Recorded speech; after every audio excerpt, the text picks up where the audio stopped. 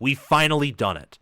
We have finally reached the end of the 2024 college football season. I nearly said the end of the 2025 college football season because college football, as you all know, is 24 hours a day, 7 days a week, 365 days a year.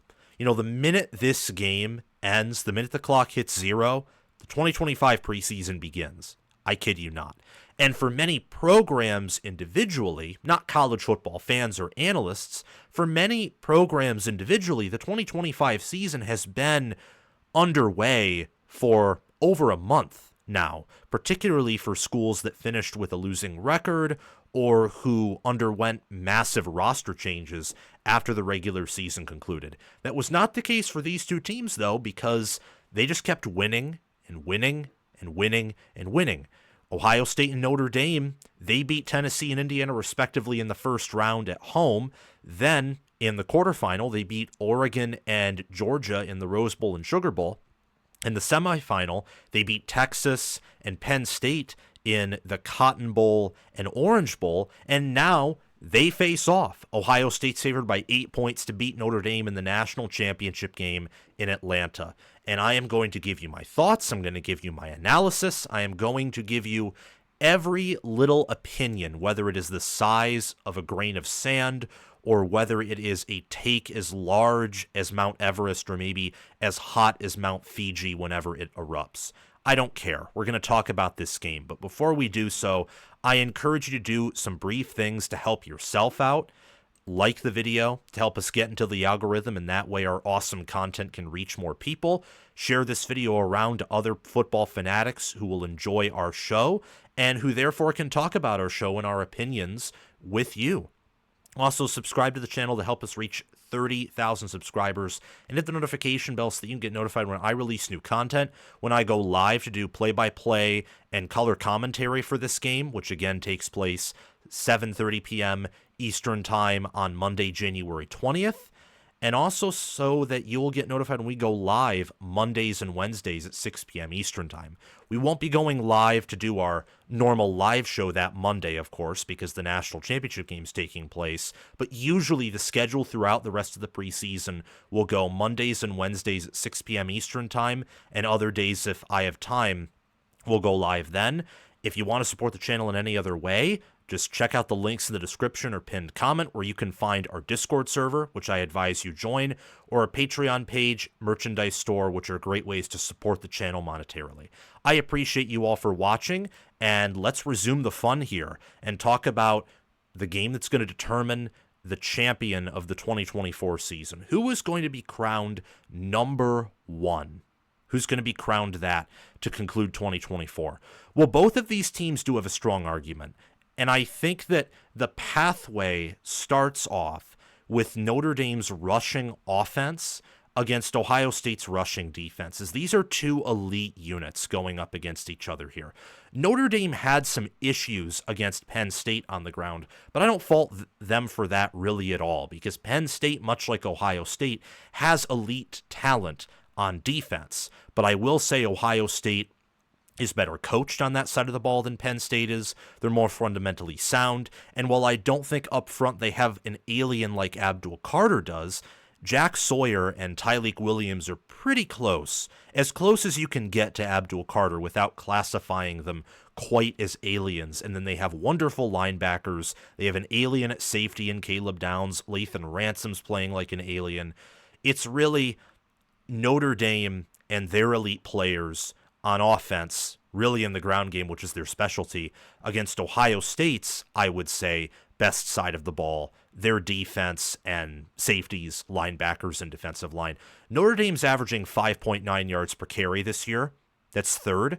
They're averaging 210.9 rushing yards per game, which is 12th. And they earn 52.04% of their offensive yards on the ground. And they call running plays 55.28% of the time. Like, their bread and butter is running the football. It's very rare to see a team average more rushing yards per game than passing yards per game and be as successful as Notre Dame is, which is, 14-1 record overall, number 1 strength of record, a points per play margin, which we'll talk about in a few minutes, of 0.357, which means they're one of the most dominant teams in the country. On an average basis, they blow out whoever they play.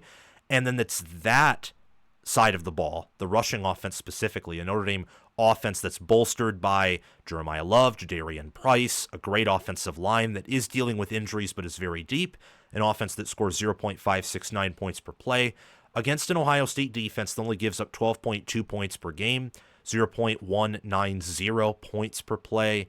They only allow 3.9 opponent yards per play on defense, and they only allow 2.7 yards per carry, which is second, and 90.3 rushing yards per game, which is third.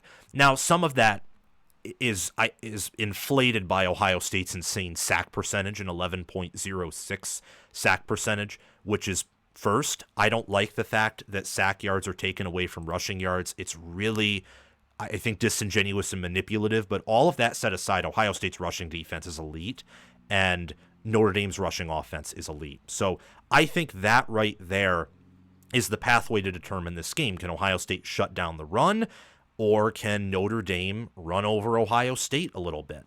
Another angle to look at this game from is Ohio State's offense, and I would specifically say their passing offense, against Notre Dame's passing defense. Now, people have discussed, I think, the Scarlet and Blue Show, specifically Garrison on the Scarlet and Blue Show, who does a wonderful job. I've had him on the channel. They do wonderful work over there. And also Garrison, he works at the Ohio State channel on the Voice of College Football, so please check him out. He's mentioned before how Ohio State has ran a lot of inside zone in the playoffs, and how they've actually done it fairly well because they've changed up their blocking scheme. And Notre Dame doesn't defend the run all that well. It's just factual. Like, Penn State ran all over them. But what I will say is Penn State has one of the best rushing offenses in the country.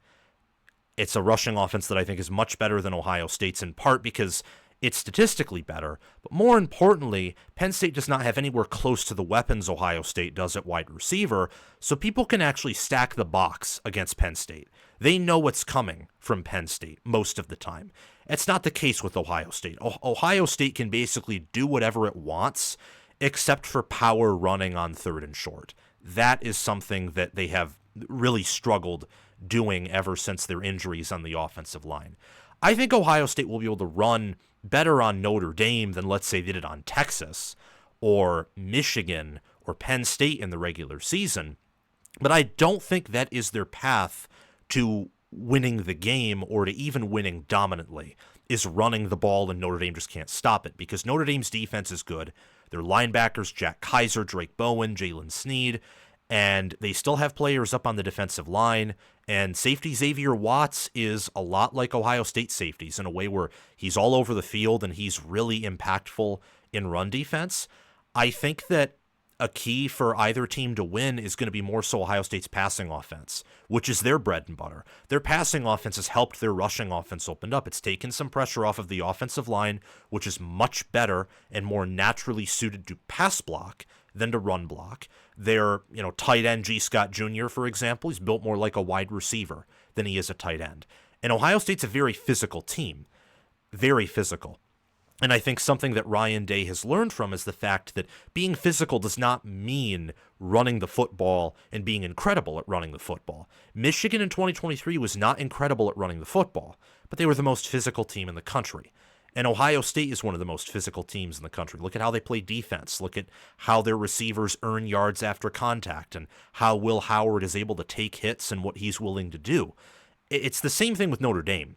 Notre Dame plays a lot of man coverage. They're very good at it. They're good at tackling. Their defense is phenomenally coached, and they have young players stepping up all the time, in part because of good strength and conditioning, good physicality, and also good schematics. This is the side of the matchup that I'm very curious about, because Notre Dame runs a lot of man coverage, and Ohio State hasn't seen a lot of man coverage. But part of the reason Ohio State hasn't seen a lot of man coverage is because if you're not perfect in man coverage and you go man on man with Jeremiah Smith, you're dead. It's the same thing if you run man coverage against TreVeyon Henderson or maybe Quinshon Judkins. You don't do it well, you're dead. Like, seriously. So what changes are made on both sides of the ball? What adjustments, what, different type of play calls are used, if any, in this matchup? I'm very curious about. Breaking down these offenses very quickly, I would give Ohio State quarterback easily. I'd lean running back right now, mainly because I don't know how healthy Jeremiah Love is currently. But that's an area where if you want to tell me Notre Dame is the better running back room, I'll hear it. There are 3 running back rooms in America right now that all have an argument to be number 1. It's Ohio State with Henderson and Judkins. It's Notre Dame with Jeremiah Love and Jadarian Price. And Penn State with Nicholas Singleton and Katron Allen, who are both back for next year, which is pretty incredible. I kind of wish that Henderson and Judkins could return next year, or that one of them could. Judkins actually has eligibility, but he'll probably go off to the NFL. I'm siding with Ohio State, though, mainly because of Henderson. Henderson hits people. Henderson's physical. Henderson can make things happen through the air and on the ground. He's Ohio State's running back number 1. I think the staff finally figured that out after they realized they couldn't effectively run like a true spread option. They had to go more through the air. And Henderson could be a wide receiver in part if he wanted to. But he's an elite running back, and Judkins is also really good too. Judkins is able to fall forward for a yard or 2 per game, holds on to the ball well, is able to have great vision. And of course, with wide receiver, it's not even close. Ohio State is superior at wide receiver. Any of their starting 3, Smith, Tate, Egbuka, would be number 1 against Notre Dame's roster. Literally any of them, and it's not even close there. What I find fascinating is tackle. I think that is an area that's a push, to be frank. Donovan Jackson's playing like an All-American at offensive tackle. Josh Fryer, I think, is just okay. Maybe good, but he's not a future NFL offensive tackle by any means. You look at Notre Dame, Emil Wagner has been playing pretty well, graded very highly per Pro Football Focus. Abdul Carter was basically killing him every time. Abdul Carter lining up against Emil Wagner, the right tackle. I'm curious to see what Jack Sawyer does against Emil Wagner. I think Carter is a much better pass rusher, better overall edge player, defensive end than Sawyer is. But Sawyer is still really, really good. It's just Carter's an alien. And I would think that Sawyer might be better at stopping the run than Carter, though don't quote me on that. But that's just kind of an intuitive feeling that I have just watching them and remembering their plays. I'm curious to see how Wagner does against Sawyer, is all I'm saying. And Sawyer might have an edge there. Anthony Knapp is not going to be playing in this game. Started as a true freshman, did very well at left tackle. Most true freshmen can immediately step into a role on the offensive line and be great. So it's going to be Tosh Baker or Charles Jagashaw, who's back, who's healthy after he got injured in fall camp. Curious to see who starts there. If Knapp were healthy, I would give Notre Dame tackle, and dare I say it, it might be an easy decision. But having a starter injured before playing these lethal defensive ends and linemen and linebackers that Notre Dame will have to play, that's where I kind of make it a debate. I think Ohio State, with the injuries that Notre Dame has suffered at tackle, might be better at tackle. When I look at tight end, when I look at center, and when I look at guard, I would go the Irish there. Pat Coogan's a great center. Billy Scruth and Rocco Spindler are great guards. And then at tight end, Mitchell Evans is great. Is he like Michael Mayer caliber? I don't think so, but he's viewed right now as about a late day 2, maybe day 3 pick, and I'd say he's pretty darn good. So before we move on to defenses here, let me give you the starting lineups for these offenses. At wide receiver for Ohio State's going to be Jeremiah Smith, Carnell Tate, and Emeka Egbuka. The O-line will feature Donovan Jackson, Austin Sierreveld or Luke Montgomery, Carson Hinsman, Tegra Shabola, and Josh Fryer. Tight end will feature G. Scott Jr., Will Howard at quarterback, and then at running back, Henderson and Judkins will split carries there. For Notre Dame, wide receiver will be Bo Collins, Jordan Faison, Jaden Greathouse. For the O-line, it will be Tosh Baker or Charles Jagasaw. At O-line, I always go from left tackle to right tackle. Billy Scruth, Pat Coogan, Rocco Spindler, and Emil Wagner. Mitchell Evans will start at tight end. Riley Leonard will start at quarterback. And Jeremiah Love, Jadarian Price, and Aeneas Williams will split time at running back. Moving on to defense here. I think Ohio State is superior on the D-line, linebacker, and safety. I do think Notre Dame is better at corner, though. This Ohio State defense is better than last year's defense. At stopping the run. I think a lot of that is the fact that they've upgraded at safety and they've upgraded at linebacker. They're also better at getting pressure on the quarterback. I think part of that is that Jim Knowles now has full command of the defense, and the entire defensive line basically started last year, so that much seniority coming back and gaining more experience is huge. But one area where Ohio State has gotten worse than last year, if not much worse, is corner. Safety's improved, linebackers improved, the entirety of the D-line is improved. But corner last year for Ohio State was a pretty good strength. I mean, Jordan Hancock started along with Denzel Burke, and Ohio State's passing defense last year was one of the best, if not the best in the country. I would say that this year it's probably Texas who has the best pass defense, and I think the Cotton Bowl bared that out as the game progressed. So that's why I give Notre Dame corner right there. Is they're more highly rated. They don't have the same issues with penalties. Yes, they occasionally do get burned, but we've seen Ohio State's corners get burned as well. Even with Xavier Watts at safety and Adon Schuler and also Jordan Clark at nickelback, which I typically include with the safeties, even with all that talent and Xavier Watts is an alien, they don't have Caleb Downs. They don't have Lathan Ransom, and they don't have Jordan Hancock. Like, Ohio State has 3 All-American caliber players in the secondary, and all of them are at safety, which is just insane. They clearly have the nation's best safety room. And then on the D-line, they have Howard Cross III, R.J. Oben, Notre Dame does, and Joshua Burnham's been good, and Jack Kaiser, Drake Bowen, and Jalen Sneed are great at linebacker. But I just think that Ohio State's, Jack Sawyer, Ty Hamilton, Tyleik Williams, and JT Tuimoloau are great on the defensive line. Sonny Styles and Cody Simon are pretty fantastic at linebacker, especially Simon. Denzel Burke, Lathan Ransom, Caleb Downs, Davison Igbinosun, and Jordan Hancock are awesome in the secondary. Like, this Ohio State defense is phenomenal. It's generational, just like last year's was. The difference is the strengths and weaknesses are a little bit different. They just are. But Jim Knowles has fielded 2 generational defenses in a row, and that's pretty impressive. I mean, he is the best defensive coordinator in the country. The only name I would list ahead of him, perhaps, is Iowa's Phil Parker, but he has not had a good season this year. This only makes what Notre Dame does on defense more impressive, though, because they are right at Ohio State's level in efficiency. They only allow 14.3 points per game, 0.212 points per play. They're top 3 in those areas. They are actually better than Ohio State in red zone scoring attempts allowed per game and opponent yards per point, which I found kind of fascinating.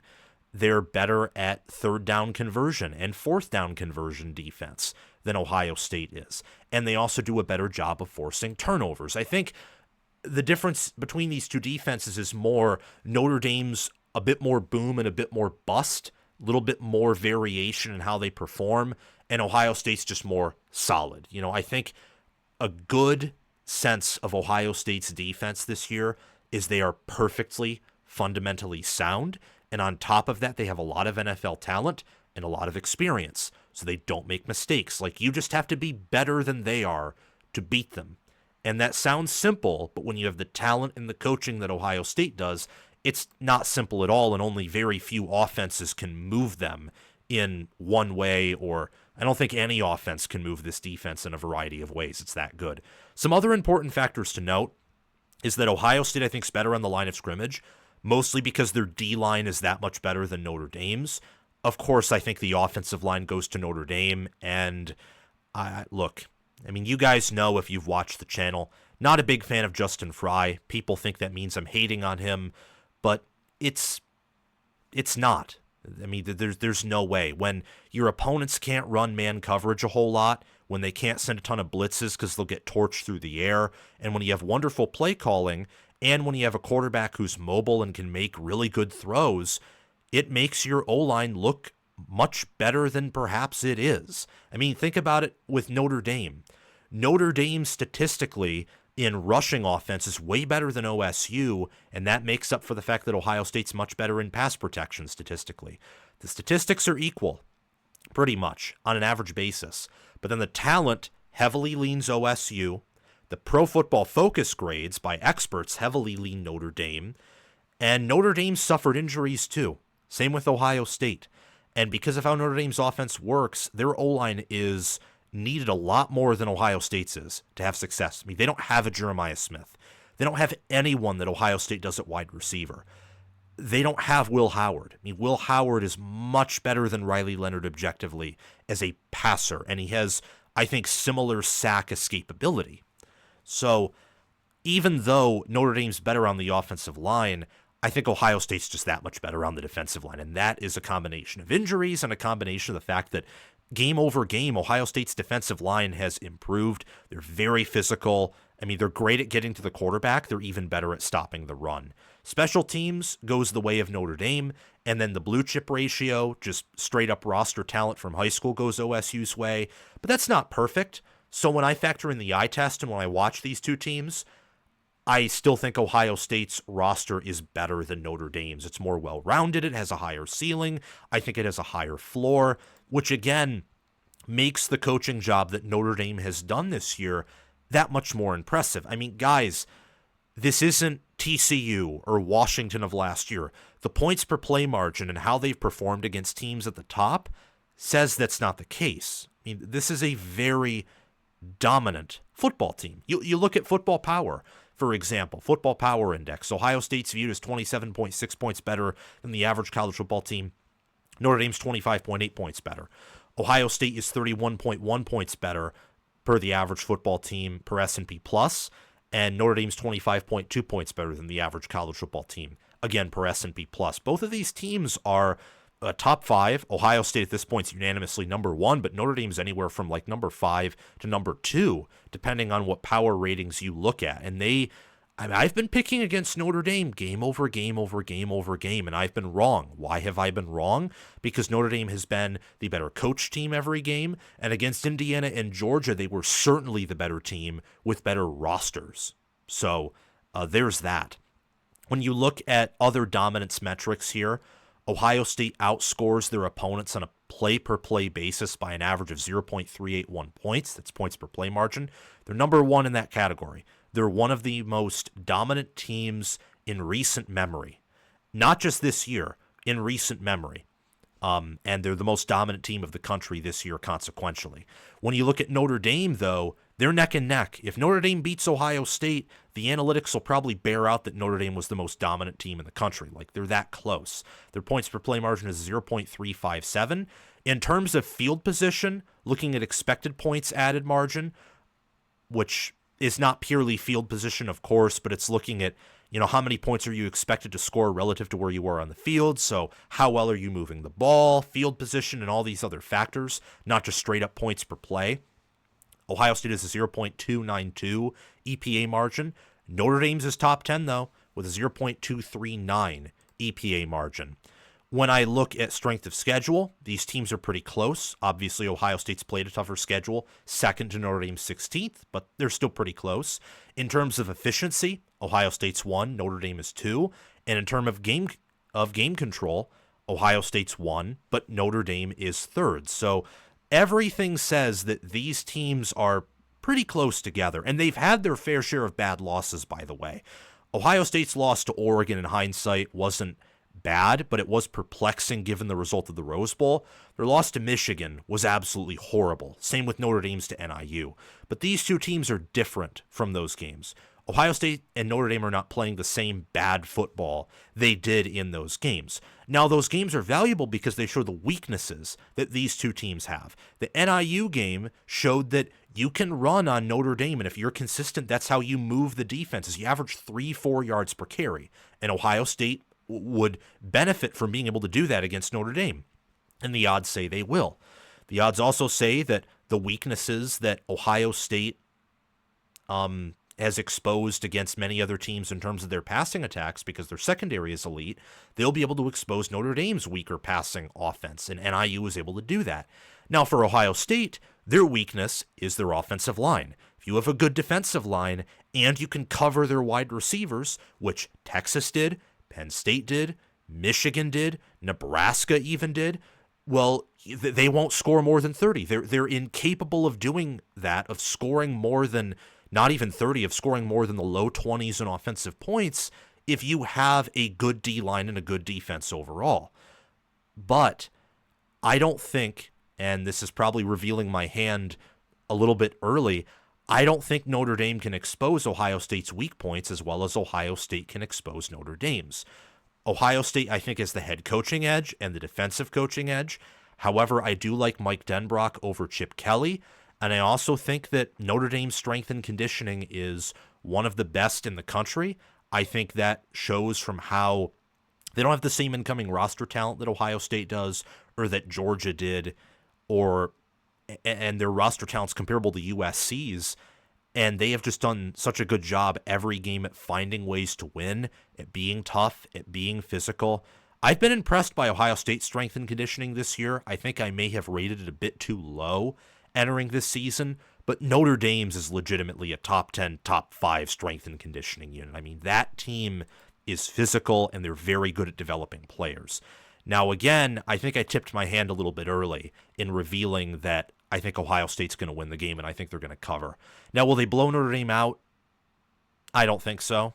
No, because I think Notre Dame has one of the nation's best defenses. I do think that while Notre Dame might find themselves being unable to run the defense they want to all the time, I also think they'll do a better job in man coverage against some of these Ohio State receivers than people think, or at least maybe finding a way to run their defense, but deceiving Will Howard, or maybe getting some pressure on him and therefore making him or forcing him to make a mistake or two. But at the end of the day, I think Ohio State's able to score in the lower, mid, upper 20s. And the thing with Ohio State is they can score that few points relative to how much talent they have on offense, and their defense will win the game for them. I mean, that's what the Texas game was. Seriously, where, Sawyer returned that. And on top of that, they have the talent to where all they need is one play to make an explosive happen. Notre Dame has that with Jeremiah Love, but as I mentioned a few minutes ago, Ohio State, I think, can do a better job of exploiting Notre Dame's weak points than Notre Dame can exploit Ohio State's, and that's why I have a confidence level of this pick of an 8 out of 10. Do not underestimate Notre Dame, though. They find ways to win. I'm 0-3 in picking them, and I can see them winning this game. I can, because I think they are one of the best teams in the country. Power ratings typically know what they're talking about this late in the year, and power ratings say that Notre Dame is as good as Texas and almost as good as Ohio State is. And I do think that Notre Dame has a better set of coaches and coordinators than Texas does. So if they coach their A game, if Notre Dame coaches their A game, they can outcoach Ohio State. So Notre Dame can win. I'm not doubting them. I'm not saying this will be a blowout, but I'm picking Ohio State to cover and win 28-17. It'll be a close game for 3 quarters, and then I think, like the Texas-Ohio State game in the 4th quarter, Ohio State just gets that one play that allows them to seal victory and hoist up their first national championship since the 2014 season. Go Buckeyes, go Notre Dame, or go Fighting Irish, rather. A little bit of a gaffe by me. And let's have a fantastic conclusion to the 2024 season. Thank you so much for watching. Remember to like the video and subscribe to the channel, and also hit that notification bell so that way you can get notified when new content from College Football with Sam drops. I appreciate you very much, and also share the video around to others who enjoy the sport of college football and love it as I do and as you do. And comment your thoughts down below so that we can have a conversation, because I want to know what you are thinking. And join our Discord server where we talk college football 24/7 via the link in the description or down below in the pinned comment. Thank you to my Heisman Patreon members, Crash2488, Brasco Rascal, and Kylo OH. Thank you to my All-American Patreon members, Chris Lane, Ismar, and Tyler Nye. And thank you to my All-Conference members, John Lynn, Roaming Gnome, Matthew Sale, Austin Christmas, Joshua Jorgensen, and Will Loftus. Make sure to check out my merchandise store and or Patreon page or Super Chat down in the comment section below to support the channel. The Patreon page and merchandise store links are in the description or down below in the pinned comment. I hope you have a wonderful day. It is December, so Merry Christmas and also Happy New Year. I will see you guys soon.